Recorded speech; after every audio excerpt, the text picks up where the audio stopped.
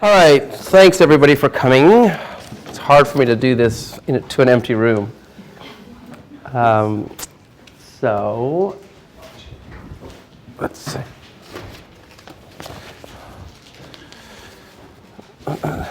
If you wouldn't mind.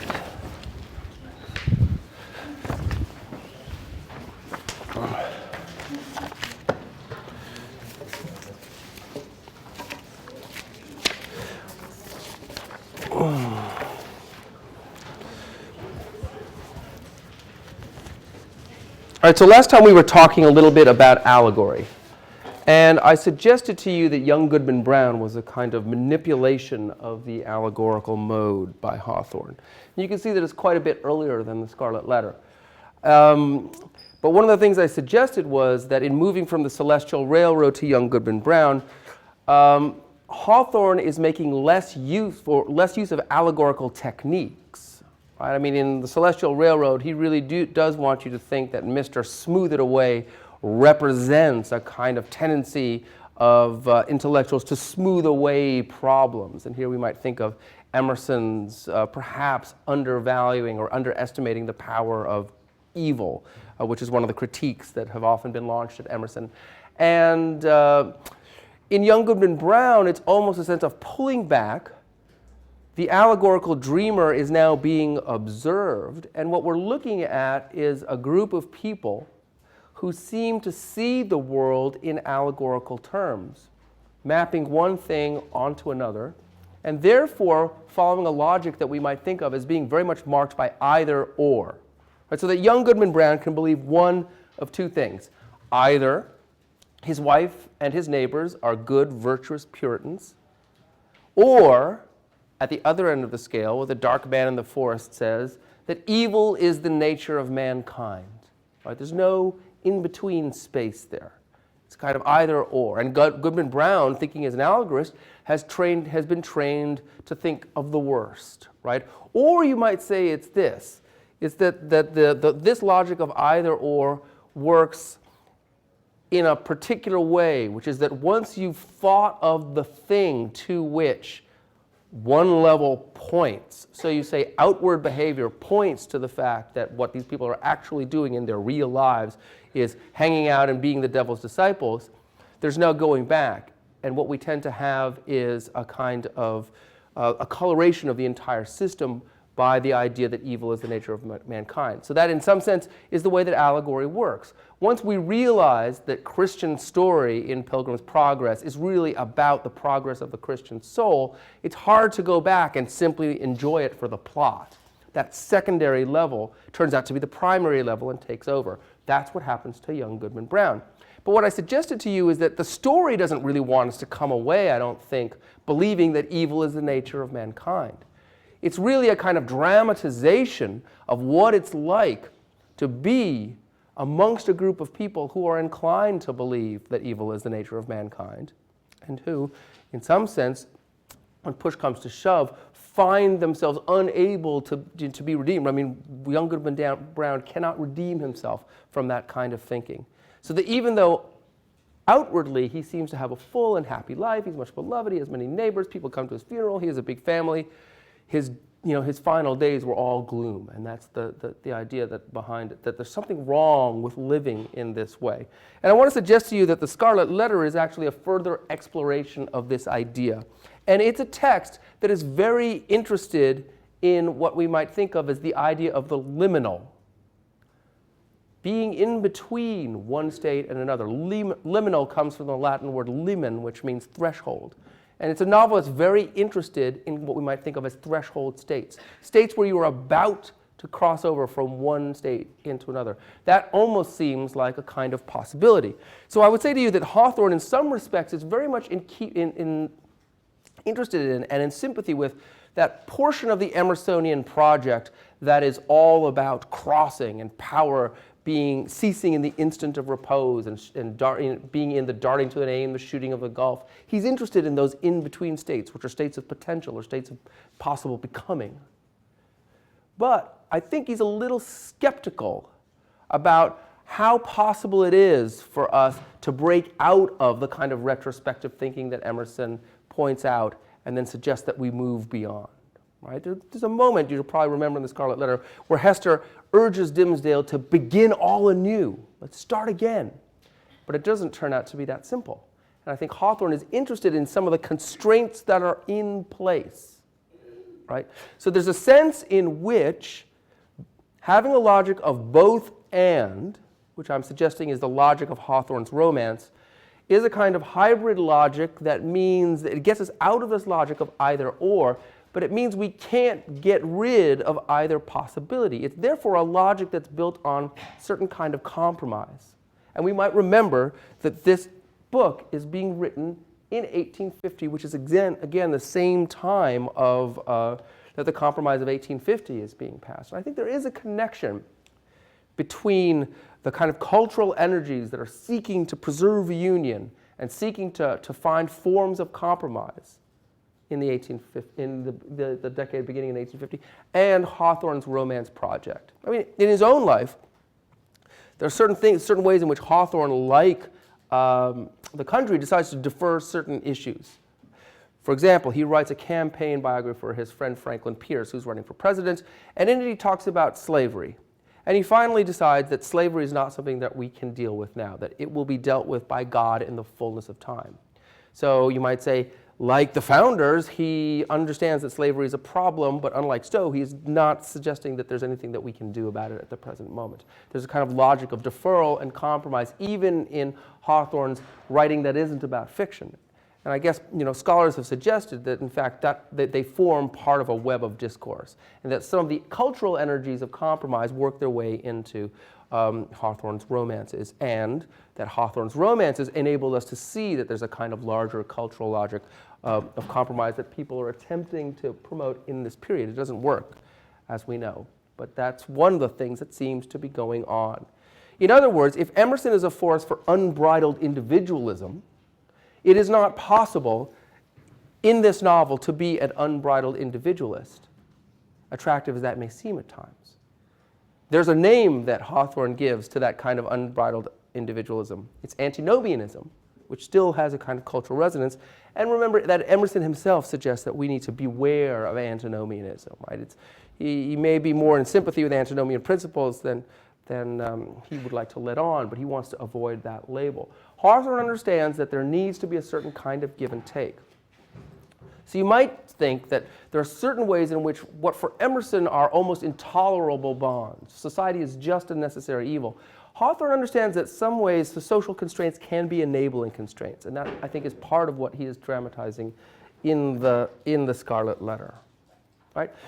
Now, that's one thing to bear in mind as the overall one of the overall framing ideas of the Scarlet Letter. The other is something that takes us back to Irving, right? The idea that we are still trying to create a form of writing that we will think of as distinct from those genres of history and biography and criticism and philosophy. We're still looking to create something that now we call the literary. And Hawthorne, as part of what we now call American Romanticism, is part of a project that we've traced back in this course to Irving at least, and perhaps even back to Brown. But remember what Irving is trying to do in the History of New York. Right? He's writing something that is going to be a blend of history, local knowledge, which maybe wouldn't normally be dignified by the name of history, and out-and-out imaginative thinking. And he creates it in such a way that it has this logic of both and, right? So that when you bring together the imaginative materials with the historical materials, you have the effect of privileging the imaginative material, because now you can't tell what's real and what's imaginative. There's a kind of shift of authority that's going on within Irving's text, away from facts and historical objectivity towards something else. In Hawthorne's case, it'll be called romance.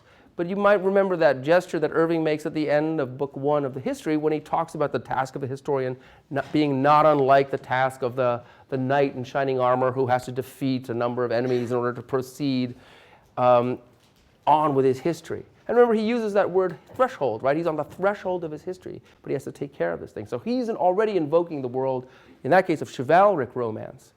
Hawthorne is going to take the idea of romance and push it even further to what we now think of as the literary. And he's doing this very consciously, as we said last time, knowing that the novel has a particular meaning in this time. It's linked to domestic experience, it's linked to writing of the kind of sentimentality that Stowe does.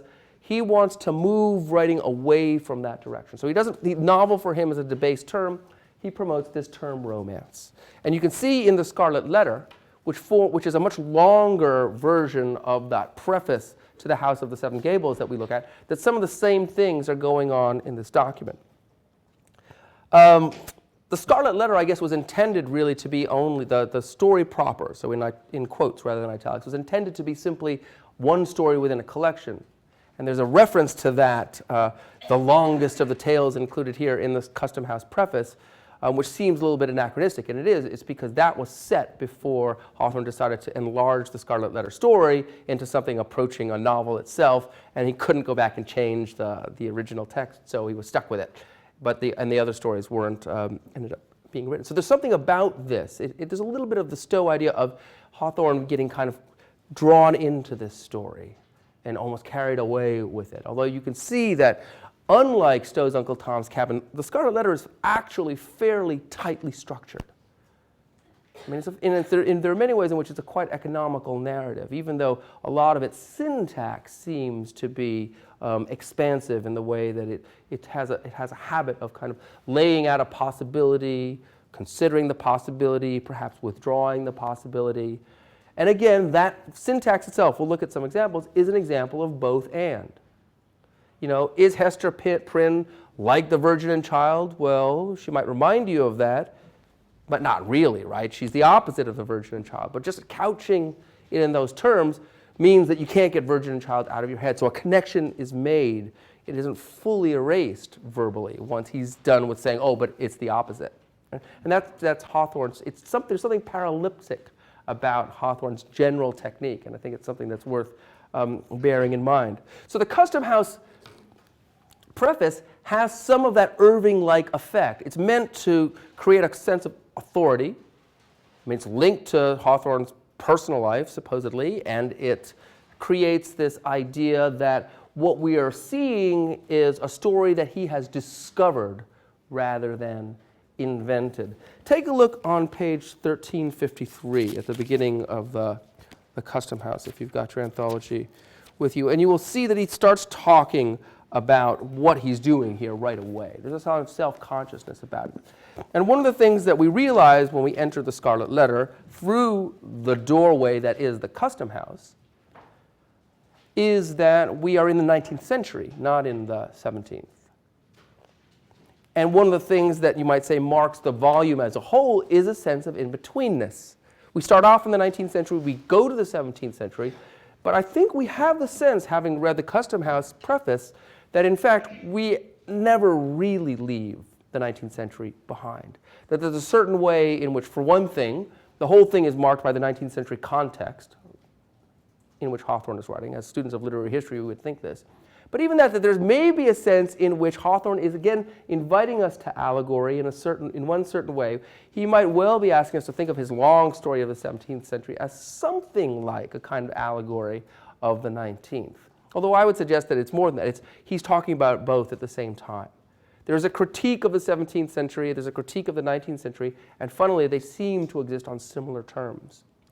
Both provide certain kinds of constraints on the individual and on the artist. Some of those are going to be disabling, and a few of those are going to be enabling. Right? So again, there's that sense of in-betweenness. Both contexts are being evoked, and that's part of the work that the Custom House preface does.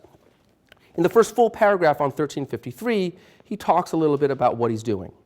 It will be seen likewise that this Custom House sketch has a certain propriety of a kind always recognized in literature, as explaining how a large portion of the following pages came into my possession, and as offering proofs of the authenticity of the narrative therein contained, right? Now think about that. Always recognized in literature, and that will show you a little bit about the instability of the term. I mean, we no longer think that literature demands these kinds of proofs. But Hawthorne is arising out of a novelistic context in which, in fact, if something were going to be thought of as literature, it had to have a closer to relation to truth than, you might say, we customarily think it needs to. So that frequently in the early Republic, so in the say even in the 50 years before Hawthorne was writing, novels are not only published anonymously, but they include these sorts of claims about relationship to the truth, based on a true story. We still see this periodically, but then it was very important to say this is based on a true story, or if it was based on a series of facts that had become widely known.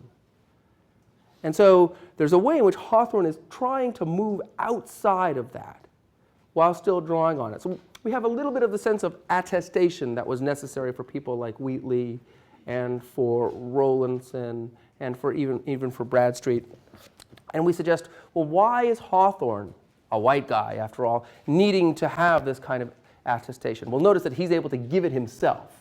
So he's both in the position of sort of, you might say, master or authority figure and outsider. But it's precisely insofar as he is an artist and a writer that he is figuring himself as an outsider, right? So some of the things that we have said were very true about people like, literally true about people like Wheatley and Rowlandson and Douglas, right? That they're outsiders, they need to be authorized to speak. Even, you might say, the people that we now think of as insiders, all the canonized white male writers, still have this kind of funny relationship to literary culture and to literary culture in its relationship to business, right? Irving worries, Hawthorne worries about what kind of work writing might be said to be. Can you be said to be manly and masculine if you are a writer? And in fact, Hawthorne's first sort of novelistic fiction called Fanshawe, which he later wanted people not to read and which he disavowed, is exactly about somebody who is a kind of neurasthenic, sickly protagonist whose masculinity is very much up for question. So here's Hawthorne working with a variety of these different things here. It will be seen likewise that this Custom House sketch has a certain propriety of a kind always recognized in literature as explaining how a large portion of the following pages came into my possession and as offering proofs of the authenticity of a narrative therein contained. This, in fact, a desire to put myself in my true position as editor or very little more. Right? So again, I just want you to notice these little hallmarks of Hawthorne's writing. As editor, he could have stopped there. Or very little more. Well, how much more? And what does it mean to be slightly more than an editor? Doesn't that open the door to, if we say editor objective, anything that we add to that category has the effect of eroding the category in much the same way that add something imaginative to the history of New York, and are we still doing history anymore? That's the kind of thing that Hawthorne is kind of evoking here. Or very little more of the most prolix among the tales that make up my volume. This and no other is my true reason for assuming a personal relation to the public. In accomplishing the main purpose, it has appeared allowable by a few extra touches. And again, think about what the subtle use of the impersonal does. It has appeared allowable. What's the difference between I have thought it meet and fit, or I have decided that it's a good idea? It has appeared allowable has the effect of creating a veneer of authenticity and authority, but it also distances Hawthorne a little bit, right? So there's kind of weird distancing game that he's playing between himself, his text, and his reader. By a few extra touches to give a faint representation of a mode of life not heretofore described, together with some of the characters that move in it, among whom the author happened to make one. Right? So I want to see that one of the things we are wondering about is how much authority really should we be attributing to supposed fact? And in some sense, there's a pleasant pun that's available to Hawthorne in the title of the Custom House. He actually works in a custom house. But we might be wondering, how much authority should we give simply to custom? Is custom going to be a good thing or something that's enabling, or is it something that's going to be constraining for the characters in the novel that we're about to read? So he claims that this thing is actually real. Take a look on page 1369. He talks about kind of opening up this package.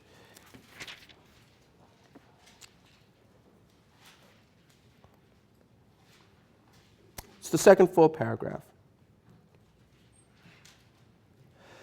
The object that most drew my attention in the mysterious package was a certain affair of fine red cloth, much worn and faded. There were traces about it of gold embroidery, which, however, was greatly frayed and defaced, so that none, or very little, of the glitter was left.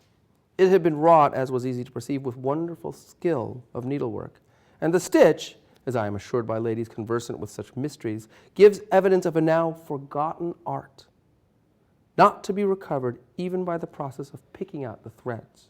So immediately this is a kind of art object. It belongs to the past. It's something that we need to, that contains a certain kind of mystery. I'm going to have to close the door.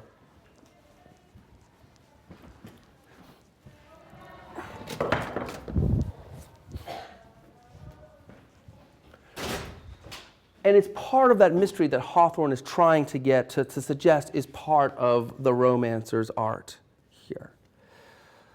This rag of scarlet cloth for time and wear and a sacrilegious moth had reduced it to little other than a rag. On careful examination assumed the shape of a letter. It was the capital A. By an accurate measurement, each limb proved to be precisely 3 inches and a quarter in length, right? So even in that little phrase, he's invoking the idea of the empirical, right? This is a kind of investigation. He's an editor. He's got an artifact. He's a historian. He's got to measure the damn thing. It had been intended, there could be no doubt, as an ornamental article of dress, but how it was to be borne, or what rank, honor, and dignity in past times were signified by it, was a riddle which, so evanescent are the fashions of the world in these particulars, I saw little hope of solving. And yet it strangely interested me. My eyes fastened themselves upon the old Scarlet Letter and would not be turned aside. Certainly there was some deep meaning in it, most worthy of interpretation, and which, as it were, streamed forth from the mystic symbol, subtly communicating itself to my sensibilities, but evading the analysis of my mind. Now again, you want to look at the categories at stake there, right? There is a sense in which this is a symbol. It has a certain kind of archaeological interest. A historian would be interested in this. Somebody who's recovering the past would be interested in this. You would subject it to measurement. You would subject it to analysis. You wouldn't get it all. The analytical mind can only take you so far. This should remind us a little bit of Edgar Huntley, right? I mean, there's some place that we need to go. And that's why you need that little extra, why you can't simply be an editor. While thus perplexed and cogitating among other hypotheses, whether the letter might not have been one of those decorations which the white men used to contrive in order to take the eyes of Indians, I happened to place it on my breast. It seemed to me, the reader may smile, but must not doubt my word. It seemed to me then that I experienced a sensation not altogether physical, yet almost so, as of burning heat, and as if the letter were not of red cloth, but red-hot iron. I shuddered and involuntarily let it fall upon the floor. Right?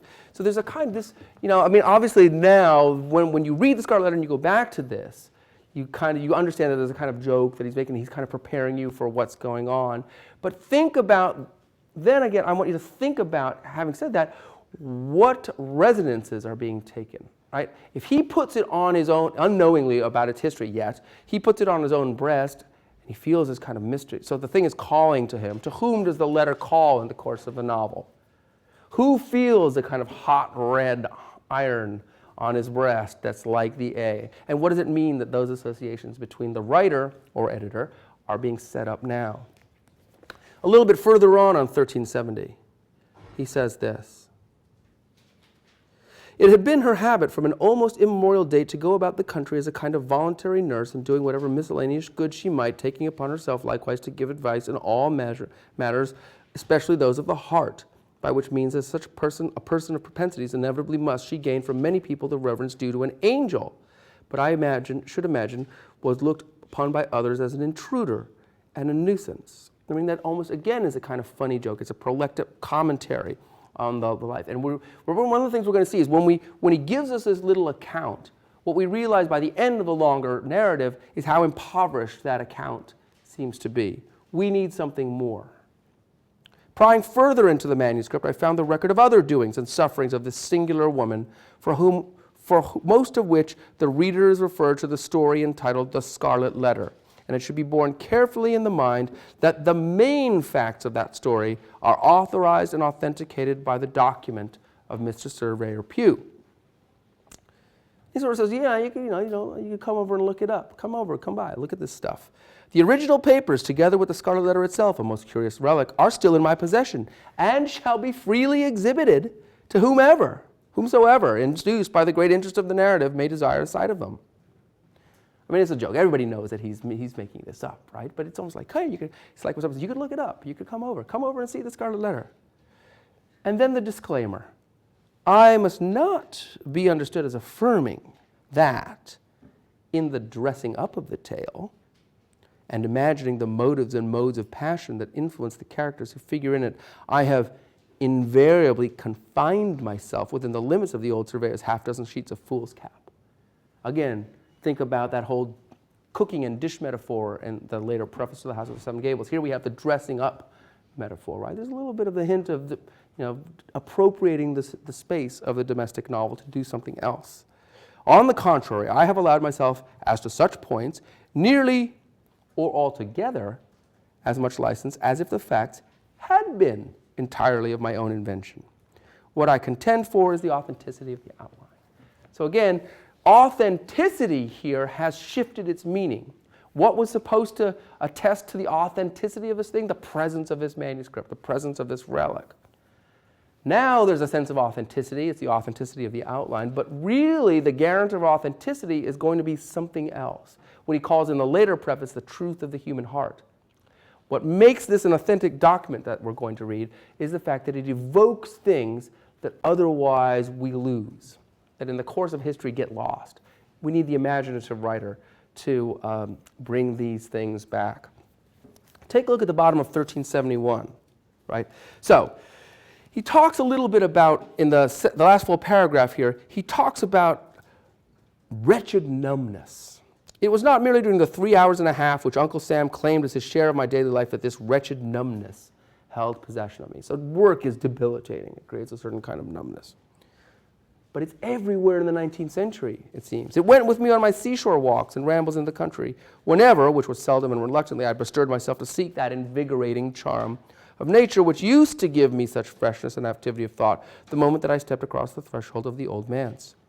The same torpor as regarded the capacity for intellectual effort accompanied me home and weighed upon me in the chamber which I most absurdly termed my study.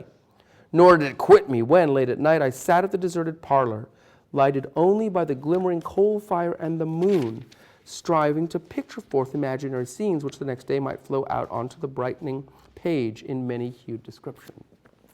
So this is how deadening the 19th century is. It seems actively hostile to the production of the romance. And then he talks about the kind of grounds where romance might well be produced. And again, I want you to see how he's transforming what we might think of as domestic imagery. There's a sense in which domesticity, here now figured to be kind of daily life, creates this wretched numbness which is very hostile to romance. If the imaginative faculty refused to act at such an hour, it might well be deemed a hopeless case. Moonlight, in a familiar room, falling so white upon the carpet and showing all its figures so distinctly, making every object so minutely visible, yet so unlike a morning or noontide visibility, is a medium the most suitable for a romance writer to get acquainted with his elusive guests. There is the little domestic scenery of the well-known apartment, the chairs with each its separate individuality, the center table sustaining a work basket, a volume or two, and an extinguished lamp, a sofa, the bookcase, the picture on the wall. All these details so completely seen are so spiritualized by the unusual light that they seem to lose their actual substance and become things of intellect. So here he's making you might say, a divide between the actual and the intellectual, although see what happens to intellectual itself as a term as we move forward. Nothing is too small or too trifling to undergo this change and acquire dignity thereby. Right? So all these things about the everyday, I mean, again, they're mostly child's things and domestic items, but so they seem to lack dignity. Turn on the moonlight, and by implication, turn on a little the imagination, and everything acquires dignity. A child's shoe, the doll seated in her little wicker carriage, the hobby horse. Whatever, in a word, has been used or played with during the day is now invested with a quality of strangeness and remoteness, though still almost as vividly present as by daylight. Think about Jonathan Edwards, the example that he gives in A Divine and Supernatural Light of trying to understand the meaning of grace. It's as if you saw only in darkness, and then you had the light switched on, and you get enlightened, you receive grace, and you see in Technicolor now. Maybe Technicolor's not all it's cracked up to be. There's something about daylight. It's too bright. We start to miss shades and shadows. We miss something crucial. Hawthorne wants to not only turn down the lights, but bring in a different kind of light. Moonlight instead of daylight transforms the subject of domesticity into something else, something that, to use his words, has dignity. Thus, therefore, the floor of our familiar room, and again, see how this idea of liminality or in-betweenness comes into play here. The floor of our familiar room has become a neutral territory, somewhere between the real world and fairyland, where the actual and the imaginary may meet. So see what's happened to intellect from earlier in the sentence.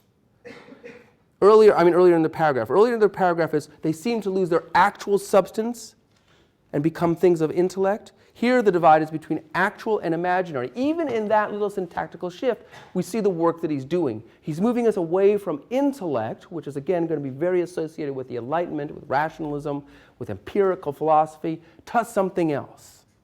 Reason is not going to be the highest faculty for the romancer. Imagination is.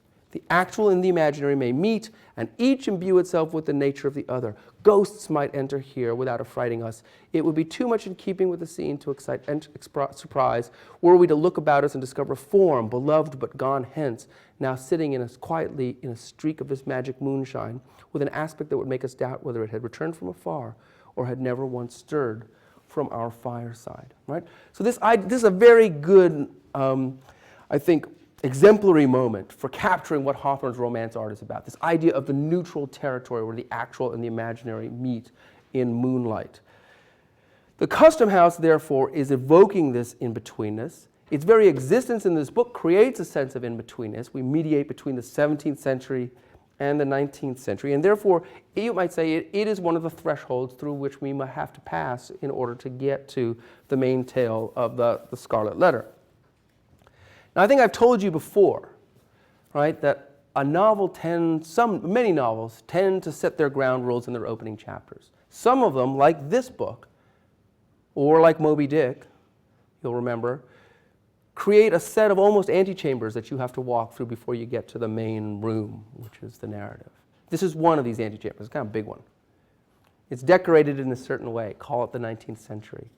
But then, when it ends, we get to someplace else, a different kind of opening, a second opening.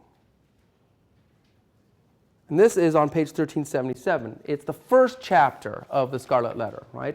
And it's a short chapter, which again has this feeling of being a kind of introduction, although we already had a kind of introduction. And it focuses us on an object, on the prison door.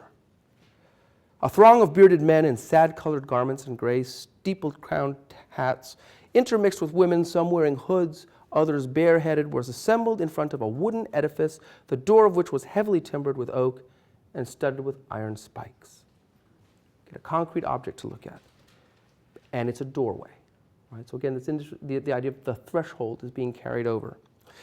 The founders of a new colony, whatever utopia of human virtue and happiness they might originally project, have invariably recognized it among their earliest practical necessities to allot a portion of the virgin soil as a cemetery and another portion as the site of a prison. So you have utopian hopes, but death is a fact of life, and so is criminality.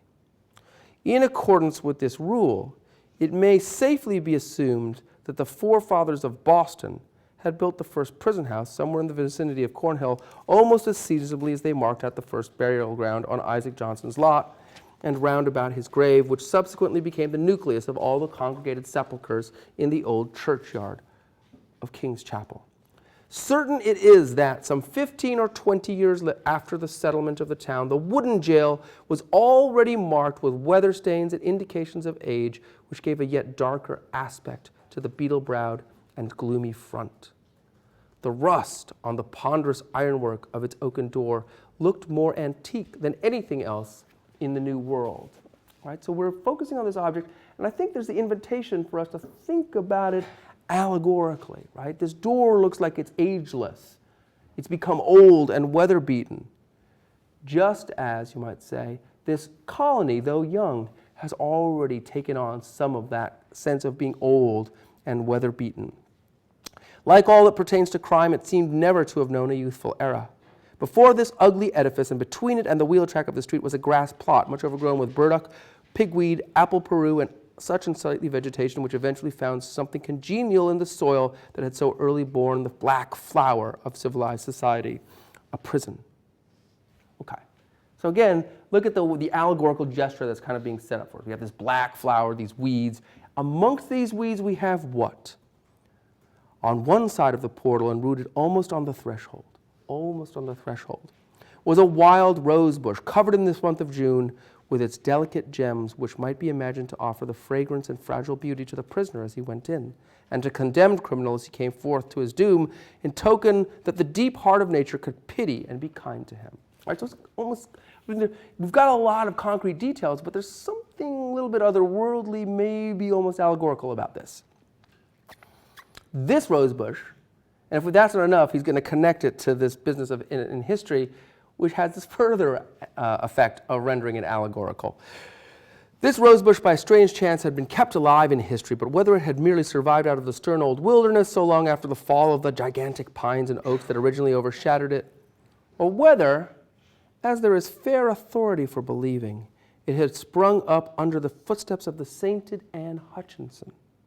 As she entered the prison door, we shall not take upon us to determine. Finding it so directly on the threshold of our narrative, which is now about to issue from the inauspicious portal, we could hardly do otherwise than pluck one of its flowers and present it to the reader. It may serve, let us hope, to symbolize some sweet moral blossom that may be found among the track, or relieve the darkening close of a tale of human frailty and sorrow. That's a good sentence. I think that so we have this gesture. It's going to be almost allegory, but there's a kind of direct address to the reader, right? So this kind of heightened self-conscious. We're aware that this is a performance that this narrator is giving. And what we're about to see is yet another performance. So this is a narrative that is clearly marked by a sense of drama and performance. It's marked by thresholds. And what is that? I mean, that little gesture, oh, this is related to Anne Hutchinson. She goes into prison, something comes out. What comes out? Hester Prynne and her baby, but also the narrative comes out of that. He says, look, we're on the threshold of the narrative. The narrative is about to come out. What comes out is Hester. So Hester is the narrative, and the Scarlet Letter, you might say, that she's wearing is the narrative. He set up this antechamber for us, and he set certain terms of engagement. There's a certain kind of allegory, and yet we're being a little bit self-conscious about it. We have a relation to the past. Let's investigate what these relations are going to be. We start again. This is beginning number 3, chapter 2, the marketplace. The grass plot before the jail in Prison Lane on a certain summer morning not less than 2 centuries ago was occupied by a pretty large number of the inhabitants of Boston. So you see that it's the same scene now. Now we're going to make it specific. It's going to be that particular day. Amongst any other population, or at a later period in the history of New England, the grim rigidity that petrified the bearded physiognomies of these good people would have augured some awful business in hand. So look at the way this is set up. Why go this way? Amongst any other population, but we're talking about this one, or any later period in the history of New England, but we're talking about this one, their grim rigidity would have augured something else. But why talk about something else when we're talking about what's going on now? In that early severity of the Puritan character, an inference of this kind could not be so indubitably drawn, right, that it was going to be a death sentence, basically. It might be that a sluggish bondservant or an undutiful child whom his parents had given over to the civil authority was to be corrected by the whipping post.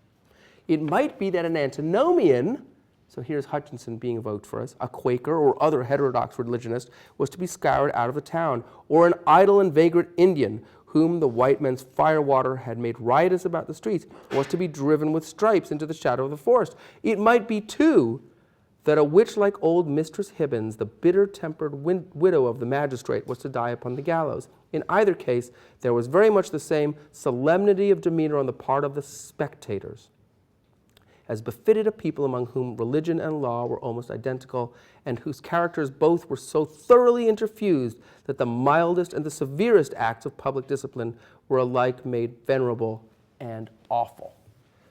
this is an evocation of this culture, right? I mean, there's a sense in which we get all these little details, we get all of these possibilities laid out. These are not what's happening here. So again, this is typical of Hawthorne. It's how the novel proceeds. We lay many possibilities out. We choose among one that we lay out even later. The other possibilities sort of float there in your mind. They're not fully erased by all of this. Right? Take a look on page 1382, and you'll have the example that I referred to a little bit later on. Right? So she comes out, and she's holding her child. And he says this at the bottom of 1382 in the second to last paragraph. Had there been a papist among the crowd of Puritans, he might have seen in this beautiful woman, so picturesque in her attire and mien, and with the infant at her bosom, an object to remind him of the image of divine maternity, which so many illustrious painters have vied with one another to represent. That's 5 lines before the semicolon. Something which should remind him indeed, but only by contrast, of that sacred image of sinless motherhood whose infant was to redeem the world. That's shorter. So, not that, but the other thing. So look at what's gone on here, right? We get virgin and child, we erase it, but it doesn't fully get erased, I'd suggest to you. It's still there as a kind of mental image. But why evoke a papist here? I mean, there's not going to be a papist here. So that's a context from outside that's being evoked, which is then linked to the perspective of the narrator and also linked to Hester Prynne. That's how Hawthorne's narrative is kind of working here. And what we realize here is it's a culture of spectatorship and surveillance. And what they have designed is a kind of allegorical drama in which Hester Prynne and her child are supposed to play a role. That's what the A on the breast is supposed to symbolize. A, we label her. She plays a role as if in an old mystery play, the adulteress. And perhaps, they thought of it as they think of it as a stroke of genius, as part of her own punishment and the beginning of her penance, like Christ carrying the cross across the stations up to Golgotha. She's going to sew herself, this A, and put it on her breast. But as I suggested, that's probably their first mistake. 1380 at the bottom, we see, again, we've already been prepared for this, right? Hawthorne is just looking at this thing is in tatters. Now he's evoking its formal splendor when it was first created. If your eye is drawn to it then, I don't really need it. If his eye was drawn to it then we imagine what it's going to be like if you are evoking it in the day when it's born. Let me see if I can plug in. Pause.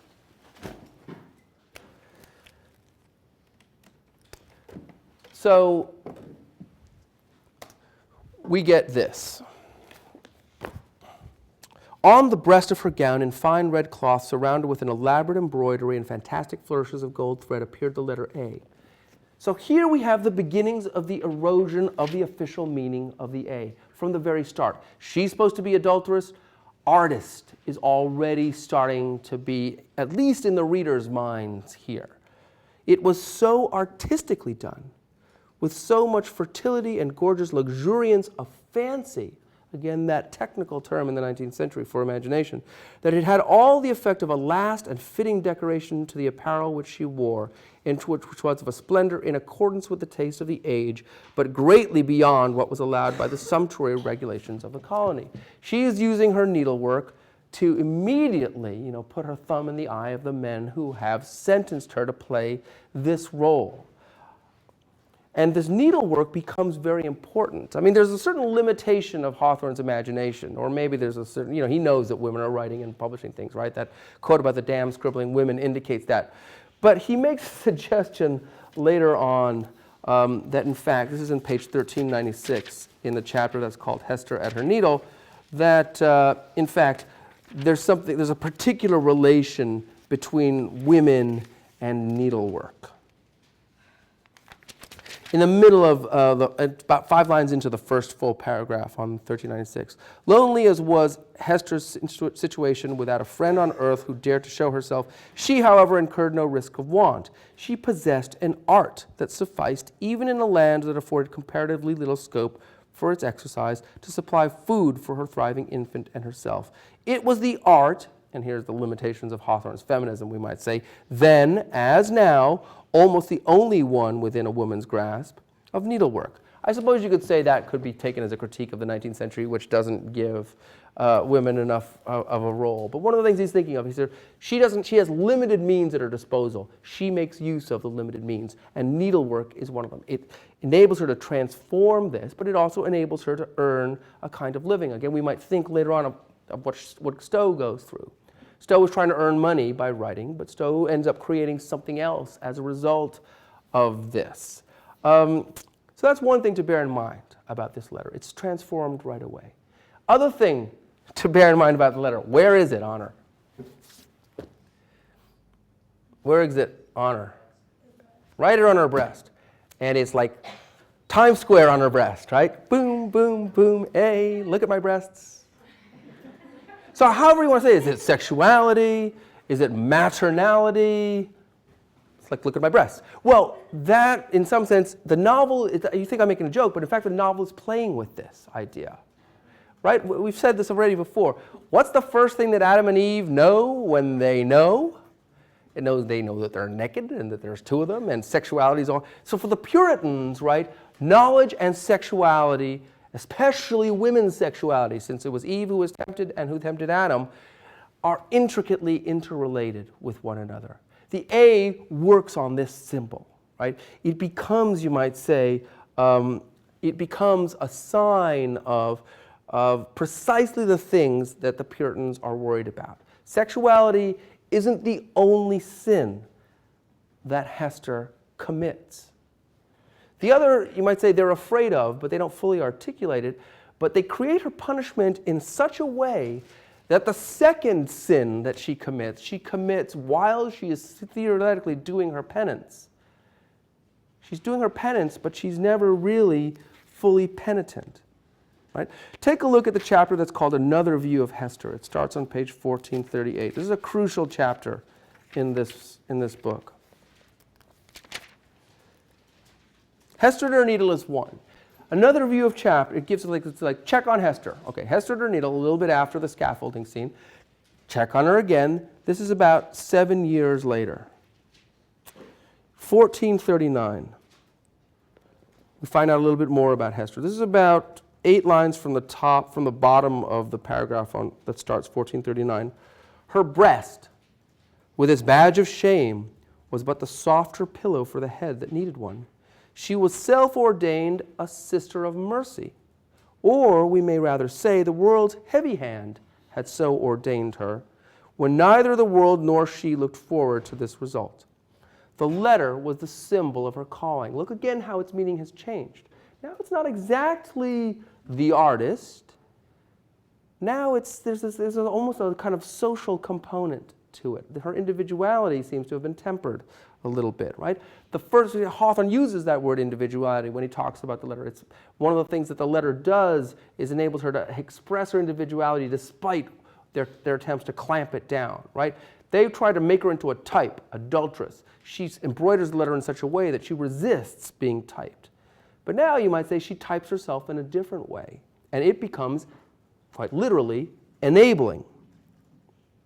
The letter was the symbol of her calling. Such helpfulness was found in her, so much power to do and power to sympathize, that many people refused to interpret the Scarlet Letter by its original signification. They said that it meant able. So strong was Hester Prynne with a woman's strength. Okay, so this is changing, right? Outwardly, even, people are beginning to see that Hester behaves in such a way that adulteress may no longer be the most accurate description of what she was. But all of the change, Hawthorne wants to suggest, is not for the better. Turn the page on 1440, and we find at the beginning of the first full paragraph that the effect of the symbol, or rather of the position in respect to society that was indicated by it on the mind of Hester Prynne itself, was powerful and peculiar. All the light and graceful foliage of her character had been withered up by this red-hot brand. She feels the brand too. And had long ago fallen away, leaving a barren house outline, which might have been repulsive had she possessed friends or companions to be repelled by it. Something has happened to Hester. as she transforms herself into a sister of mercy, she's somehow become a little bit less womanly, perhaps. A little bit further on. It might be partly owing to the studied austerity of her dress and partly to the lack of demonstration in her manners. It was a sad transformation, too, that her rich and luxuriant hair had either been cut off or was so completely hidden by a cap that not a shining lock of it ever once gushed into the sunshine. And you should ask yourself why it is that the narrator doesn't know which it is. What perspective or point of view is he taking up? Bottom of the page, bottom of the paragraph.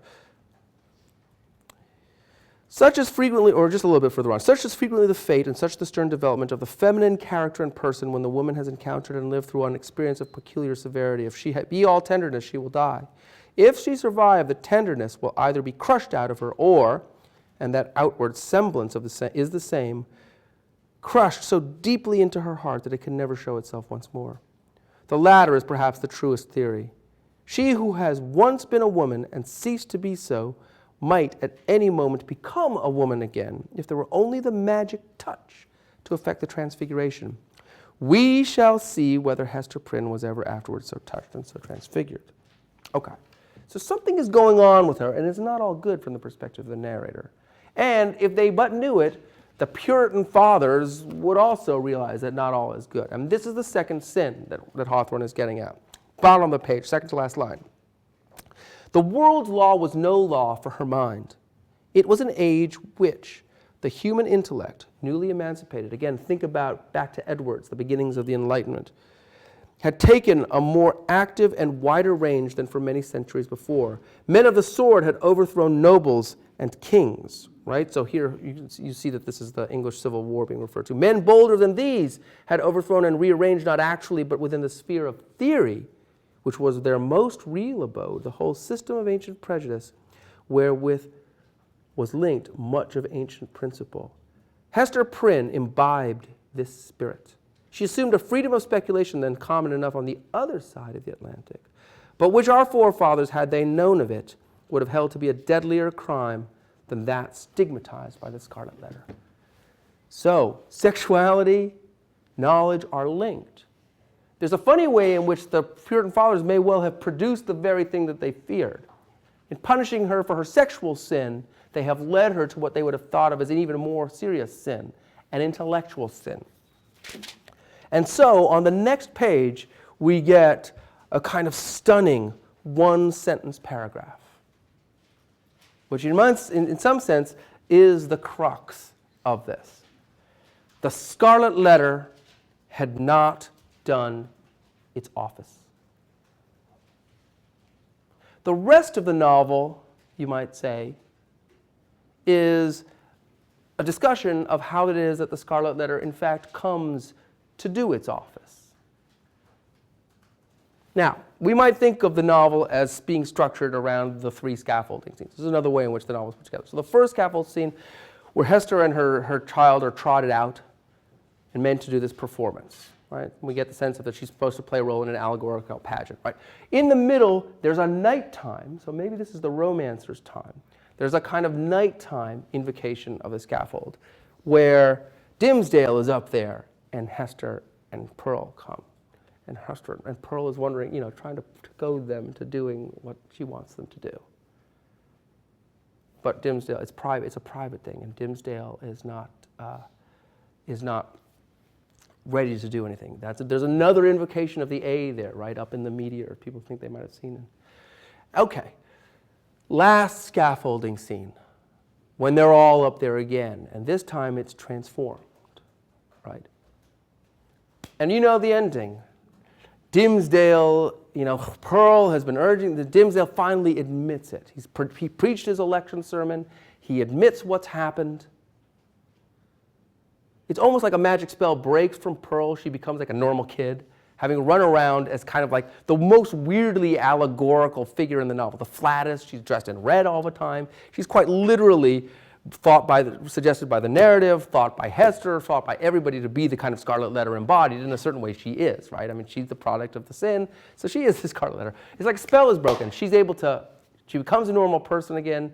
Dimmesdale goes to his just or unjust reward. He may or may not have a Scarlet Letter on his breast. Nobody really knows for sure. They don't remember, they don't say, they think they've seen it. Again, a nice, ambiguities there. Boom. Pearl goes to Europe. Like, to hell with this place. She goes to Europe. What does Hester do? Hester Prynne comes back. Some years later, Hester Prynne comes back. Why does Hester Prynne come back? And one of the things I think that we need to think about is this idea of unbridled individualism is something that the novel is interested in exploring, right? And to understand some of the problems here, you might well think about three characters who in some sense are versions of Hester as well, right? Chillingworth. Chillingworth is in some sense an extension of the system of justice. He has but there's an interesting term that's used for him, especially late in the last chapter. He's called the necromancer. He's like the dark side of romance, right? He's Darth Vader of romanticizing. He, like the romancer, peers into the truth of the human heart. But what he's interested in is revenge. One of the things that the novel points out, it's a kind of brilliant psychological study of revenge is never going to be enough. Revenge will never give you back what it is you've lost. And the more he gets part of the cycle of revenge, this kind of weird sadomasochistic thing that he gets into with Dimmesdale, the more he ends up destroying himself, right? So he's what we don't want Hester to become. We don't want her to become so bitter that she gets caught up in the cycle of revenge. So he's a bad possibility. But Dimmesdale's no better. If Chillingworth is a sadist, Dimmesdale is the masochist. They kind of deserve each other. And there's a funny kind of thing. If we say with Chillingworth, the more he pursues the revenge, the less he can be satisfied by what he gets, the more he ends up destroying himself. Think about Dimmesdale. Okay, it's a kind of Puritan, it's supposed to be a Puritan trope. Think of Edward Taylor. I am this humble crumb of dust, I'm unworthy, Wayne and Garth, I am unworthy. That's what Puritans are supposed to do. I have sinned. Now, if you're the minister, you get up there and you say, I have sinned, and the congregation is like, look, he sinned. What about the rest of us? He's such a kind of an exemplar for us. But he hasn't really. We all know he hasn't really sinned. He's a kind of typification of the entire human condition. That saintly as he might be, he's still totally depraved. But Dimmesdale kind of actually is, if not totally depraved, he's certainly sinful, and he's done things that would have been thought of as depraved by the Puritans. So the more he says, I've sinned, without actually giving the specifics, you might say, the more he compounds his sin. The more he compounds his sin, the more worried he is about it. The more worried he is about it, the more effective he is as a preacher. And the more effective he is as a preacher, the more he compounds his sin. You can imagine every time he preaches, this kind of thing goes on and on and on, till we finally get to this election sermon. So he also is a version of the romancer. Think of what happens to him in the woods when Hester gets to him. They're out there in the woods. Now, woods, we all know, liminal space, can't stay there. If you think about Shakespeare, any Shakespeare play where they go in the woods, transformation happens, couples sort themselves out, fairies do this and that, but eventually you got to leave the woods, right? Hester goes into the woods, and all of a sudden it's like, woo, magical space. She takes off her letter, and then, oh, what the hey, she takes off her cap, and it turns out all the hair is there, and woo, it's still nice looking hair, right? All of a sudden there's like sunshine, and Dimmesdale's like, whoa, now I remember why. But, and what is she urging him to? She's not saying, let's do it right here on the floor. No, something worse than that. She's like, chuck it all. Leave it all behind. Begin all anew, she says. Preach right. Let's leave. We'll go. We start again. But again, look at the economy, the way this is set up. It would have been fine if she wanted another, to be reminded of why they fell in love to begin with, or what, well, except the kids there. But still, even worse is this idea of leaving everything behind, beginning again, doing the Emersonian thing. You can't do that. Dimmesdale can't do that. And so he leaves. Do you remember what happens to him? He's almost kind of like having one of these young Goodman Brown moments. He's like, he's so inflamed by all this that he sees people, and it's like he has to keep himself from doing, well, it's like Ishmael, knocking people's hats off in the street, or like cursing at people, or doing kind of things that are basically evidence of his sinful nature, right? So he goes and has this kind of and then what does he do right after that? That's the context in which he writes his final sermon that he preaches. Does that seem like it's the kind of nice writerly grounds for producing a prophetic, religious, Puritan sermon? I don't think so. Something else is going on, right? And we get that because Hester, you'll remember, she's outside of the church. She starts to hear it. And Hawthorne talks about this kind of low expression of anguish that she detects just in the sounds of Dimsdale's preaching that she can't quite understand.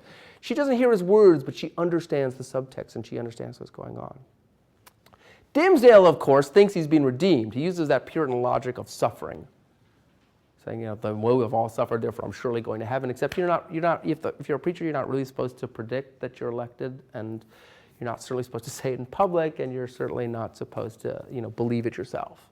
So there's a way in which Dimsdale is another failed version of the romancer. He's not the kind of romancer because it seems to be some kind of unbound, unbridled, self-aggrandizing romance. It doesn't end up really having a kind of integrative function.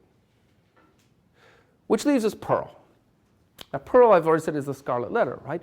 But think about what happens in the woods. So Dimsdale has his moment, and he goes running off, and he writes his lecture sermon, and we know what happens from there. What happens when Pearl sees her mother take off the Scarlet Letter? She says, put it back on. Thank you. Why would she say, put it back on?